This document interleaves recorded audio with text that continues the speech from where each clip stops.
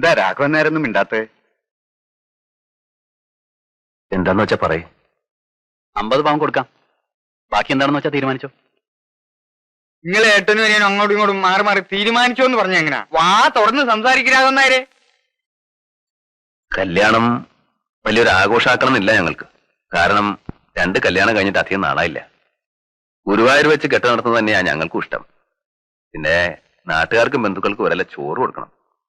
അതും അവിടെ തന്നെ ഏർപ്പാടാക്കിയാൽ മതിയല്ലോ. പോരെ? മതി, അത് മതി. അപ്പൊ എന്നാ പിന്നെ അങ്ങനെ നിശ്ചയിക്ക. എന്താ? അത് മതി. അപ്പൊ ഇനി എന്തപ്പോ ഉള്ളത്? സ്വർണത്തിന്റെ ആയി, മുഹൂർത്തായി, സദ്യയായി, ഇനി പോക്ക് വരവ്. അതെങ്ങനെയാ? അതൊക്കെ എന്താച്ചാ വിജയന്റെ ഇഷ്ടത്തിന് ഞങ്ങൾ തീരുമാനിച്ചോളൂ. എന്ന് പറഞ്ഞാൽ എങ്ങനെയാ? താനല്ലേ കുടുംബത്തെ കാരണവരെ. കാരണവരാന്ന് പറഞ്ഞിട്ട് എന്താ പ്രയോജനം? കല്യാണം നടത്തുന്ന വിജയനാ. അപ്പോ അവന്റെ തീരുമാനം. ഇത്തിരി വെള്ളം കുടിക്കട്ടെ ഞാൻ. എന്നാ വിജയം പറയ്. അതിപ്പോ നിങ്ങൾ എന്ത് തീരുമാനിച്ചാലും ഞങ്ങൾക്ക് സമ്മതാ.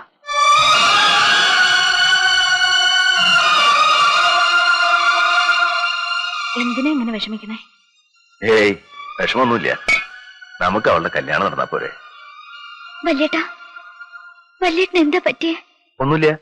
അല്ല, ഇങ്ങനെയല്ല എന്റെ വല്യേട്ടൻ. എന്റെ വല്യേട്ടൻ ഇങ്ങനെ തലയും താഴ്ത്തിയിരിക്കില്ല. ഏയ് അങ്ങനെയൊന്നുമില്ല. നിനക്കിഷ്ടായ ആളെ. നിന്നോടുള്ള വാക്ക് പാലിക്കണം. ഇതൊന്നും നടന്നു കാണണം. പിന്നെ വലിയേട്ടൻ ഏത് പാതാളത്തിലേക്കും താഴാം.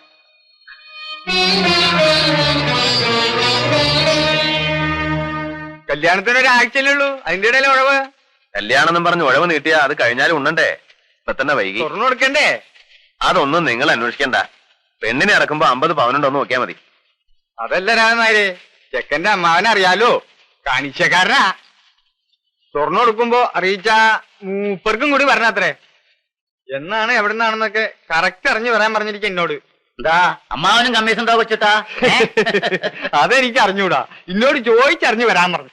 വിശ്വാസം ഇല്ലെങ്കിൽ വന്നോട്ടെ. അതൊരു താങ്ങാണല്ലോ രാമനായരെ. കാലം മാറിപ്പോയിനെ. മനസ്സനെ വിശ്വാസമില്ലാണ്ടായി. കൂടപ്പറപ്പനില്ല, പിന്നല്ലേ മനുഷ്യന്മാർക്ക്. അവിടെ കാണും ഒരു കണ്ണി കണ്ട ആളുകളെ മുഴുവൻ വിളിക്കേണ്ട കാര്യമൊന്നുമില്ല. മനുഷ്യന് ജോലി ഉണ്ടാക്കി വെക്കാൻ. ഇപ്പൊ മനസ്സിലായോ? ഒരു കല്യാണം നടത്തുകയെന്ന് വെച്ചാ ചെറിയ കാര്യമൊന്നുമല്ല. എന്ന് വെച്ച് എല്ലാം കൂടെ എന്റെ തലയിൽ കയറ്റണോ? എനിക്ക് വയ്യ. പറഞ്ഞ കാശ് ഞാൻ കൊടുക്കാം. കാശുണ്ടെങ്കിൽ പിന്നെന്താ, എല്ലാം നടക്കും. അതിനിപ്പോ ഒരു നടത്തിപ്പോകാരന്റെ ആവശ്യമൊന്നുമില്ല. എന്നാ നീ നടത്ത്, ദിവാകരനും ഉണ്ടല്ലോ. എനിക്ക് മടിയൊന്നുമില്ല, ഞാൻ വേണമെങ്കിൽ. മിണ്ടാണ്ടിരിക്കാമോ? ഭക്ഷണം കഴിക്കാൻ ടേബിളിൽ വരുമ്പോഴാണ് ഡിസ്കഷൻ.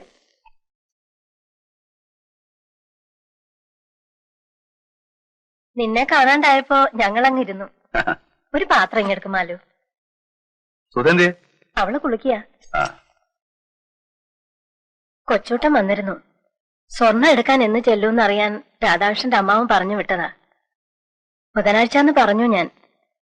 ബുധനാഴ്ച എടുത്തൂടെ? ഓ, എന്നു വേണമെങ്കിലും എടുക്കാം.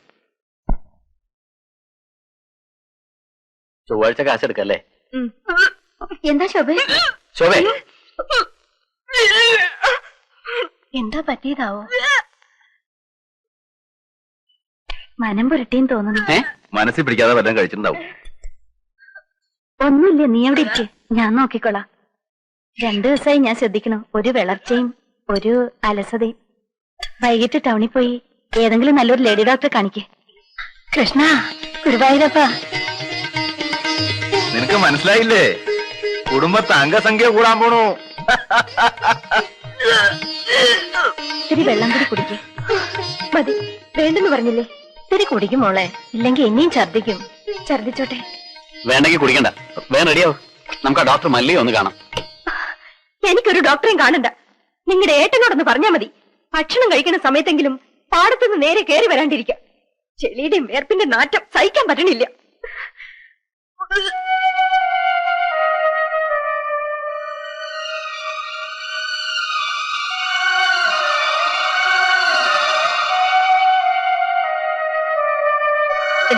എന്റെ ഭർത്താവിന് ചെളിയുടെ വേർപ്പിന്റെ നാറ്റമുണ്ട്.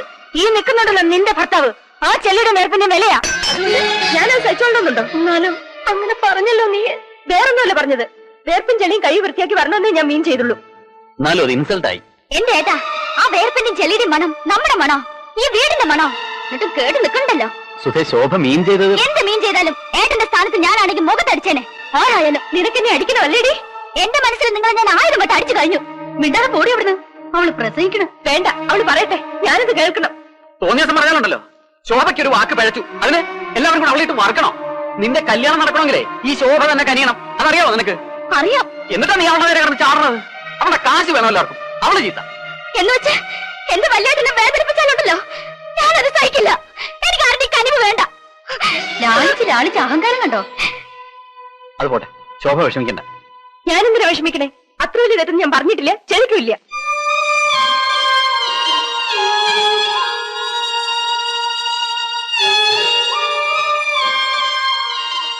ആരല്ലേ മാലതിയെ ഇങ്ങനെ പിണങ്ങാനും വഴക്കുണ്ടാക്കാനുള്ള സംഗതി ഒന്നും ഉണ്ടായില്ല ഇവിടെ. ശോഭ പെട്ടെന്ന് അങ്ങനെ പറഞ്ഞു പോയതായിരിക്കും. അതൊന്നും സാരല്ല. ഞാനാണെ വിശപ്പുകൊണ്ട് നേരെ അങ്ങോട്ട് വന്ന് കയറുകയും ചെയ്തു. എനിക്കിത് സഹിക്കാൻ വയ്യ. പിന്നെ ഈ സമയത്ത് മൂക്കിന് മണം കൂടും, വായിക്ക് രുചി കൂടും, ചുണ്ടി കൂടും. ശ്രീകുട്ടിയെ ഗർഭണ്ടായ കാലത്ത് നീ എന്തൊക്കെ ചുണ്ടിത്തരങ്ങളാ കാട്ടിക്കൂട്ടിയെ. അന്ന് നിന്റെ മണം പിടിക്കില്ല എന്ന് പറഞ്ഞ് നിന്നെ കൊണ്ട് ചന്ദനത്തൈലം പൂച്ചോളാ നീയെ. അന്ന് എനിക്ക് ഇവർക്ക് ഗർഭമൊന്നുമില്ല. അഹങ്കാര. ഇനി ഇവിടെ ജീവിക്കാൻ എനിക്ക് വയ്യ. നമുക്ക് എങ്ങടെങ്കിലും മാറാം. ഒരു കൊച്ചു വീട് മതി. എന്താ മാലതി ഈ പറയണേ? പിന്നെ ഇവിടുത്തെ കാര്യങ്ങൾക്ക് ആര് നോക്കും? ആര് നോക്കിയാലും കൊള്ളാം. ഓരോരുത്തർ അവകാശം പറഞ്ഞ് നിൽക്കുന്നുണ്ടല്ലോ, വായിച്ചു കൊടുക്ക്.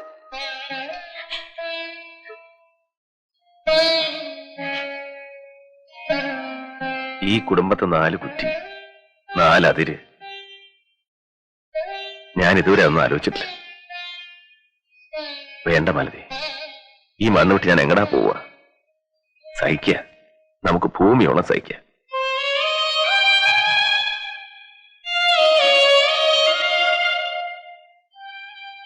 സുധയുടെ കല്യാണങ്ങളൊന്ന് കഴിഞ്ഞു കിട്ടിയാൽ മതി. പിന്നെ നമുക്കിവിടെ ഒരു മുറി മതി. നമുക്ക് ഒതുങ്ങിക്കൂടിയാ പോരെ?